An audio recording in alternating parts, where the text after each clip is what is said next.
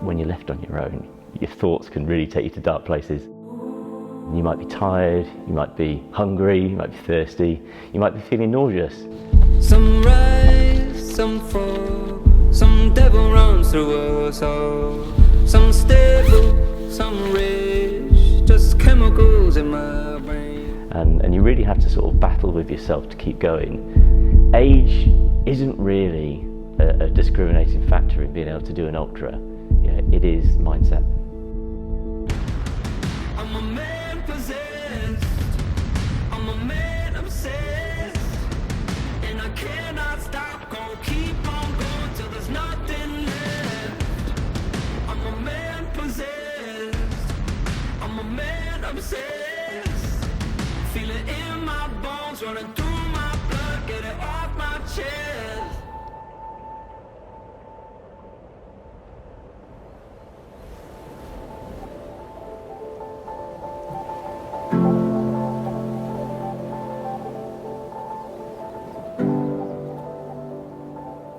So I started running again in my late 30s, but I've really started pushing the envelope of what I can do, from mid 40s onwards. In lockdown, I found a group that did a lot of coastal running and got on the trail. So I joined the group, started exploring trails, and really got to love getting off the road, off the tarmac, and out onto the mud and the rocks and the hills. And just exploring new little places. So I started running a bit more off-road, found a few ultras which thought, okay, I might want to try giving one of these a go, and entered one about 18 months ago, which was 50 miles around half of Dartmoor, and entered another one, sort of did a 2-day tour of Arran up in Scotland, and sort of 60 miles, and that was great. And then I just kept sort of going, well, okay, how far can I push myself?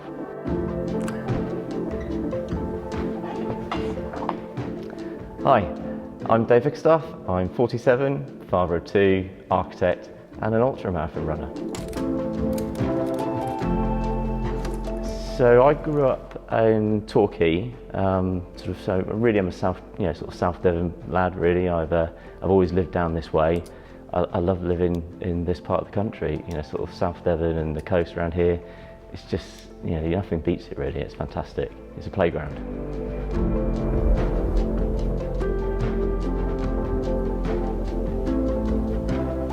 For me, ultra running, it takes you to some amazing places and some incredible highs. I can be in the worst weather possible and I've got a huge beaming smile on my face. You're away from it all, you've got nature around you. Usually every time you turn a corner, an amazing vista opens up, incredible view, incredible scenery, incredible people. And I guess that's the thing that I really enjoy, and the difference between ultra running and marathons. Marathons, everyone's competing, they're sort of selflessly sort of trying to get to the end, not really thinking about everyone else too much, more thinking about what time they're going to do, what place they're going to get. Ultramarathons and ultra runs, you're all helping each other, you're all looking out for each other. No one's really interested in coming first. Most are just interested in finishing and helping everyone else finish. So it's a really fantastic community. It's quite a niche community. There's a very small amount of these crazy people that do 100 miles, but it's an incredibly warm and welcoming community. And quite often with ultras, because it's not a marathon with tens of thousands of people entering it and those sort of hundreds of thousands of people lining the street, you quite find yourself often in remote places on your own for hours at a time. And when you're on your own and it's just you and your thoughts, and you're in the dark and it's cold, maybe it's wet, you can go to some really strange places. You might be tired, you might be hungry, you might be thirsty, you might be feeling nauseous. And you really have to sort of battle with yourself to keep going. It takes that real sheer bloody mindedness of no, I'm going to get to the end. I'm going to keep putting one foot in front of the other, and I'm going to keep moving forward, and I'm going to get that medal. I'm going to get to the end or get that buckle, and finish this race. And that's what it takes.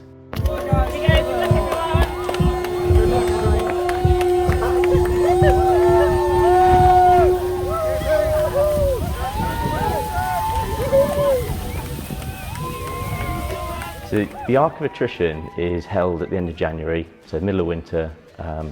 It's talked about as the UK's toughest 100-mile winter trail race. And it starts in Coverack in South Cornwall, works its way all the way around Land's End and finishes off in Porthtowan on the north coast. So it's 100 miles of the southwest coast path, pretty rugged terrain, lots of elevation in the middle of winter. The event itself is over 36 hours. You start midday on Friday and you've got till midnight on the Saturday to finish. And generally about 50% of those that enter finish, so it has quite a high attrition rate, hence Arc of Attrition. You need to be able to show that you can deal with navigation, that you can deal with certain distances. You know, you can hurt yourself if you're doing 100 miles without the appropriate training, the right equipment, but I made it, and now I'm like, well, I can do that. What else can I do? So I still haven't quite reached that point where I don't know where my limit is, but I'm enjoying exploring it. And now I've got 3 races coming up. So I've got 50 miles around Shropshire, which should be really fun. Then I've got 29 miles around South Devon coast, which is Race the Tide, which is again, another fun route. Opportunity to, you know, when do you get an opportunity to run and race the tide? I've got the Dartmoor Discovery, which is about 32 miles, and then a little bit of a pause, and then in the autumn, I've got some fantastic races lined up. I'm going to be running from the sea to summit of Ben Nevis, Scafell Pike and Snowdon, and I'm also doing the 47-mile lap round Lake Windermere. So all within about 8 weeks of each other. So you know, great fun. It's going to be hard work, but I'm looking forward to it. There are some incredible ultras out there. I really want to do Dragon's Back, which is 6 days, 400 kilometres from Conway Castle, North Wales, all the way across the spine of Wales, the Dragon's Back, you know, sort of Crib Goch, Snowdon, all that mountainous region, all the way down to Cardiff Castle in the south of Wales. That would be a fantastic event. I'm hoping to do that in 2026, all well and good. Yeah, so Dragon's Back in 26, you know, coincides with my 50th, and that's one of my sort of reasons for picking it. You know, I feel like it's a chance, you know, sort of in a year like that to do something to really celebrate it and challenge myself. Age isn't really a discriminating factor in being able to do an ultra. You know, it is mindset.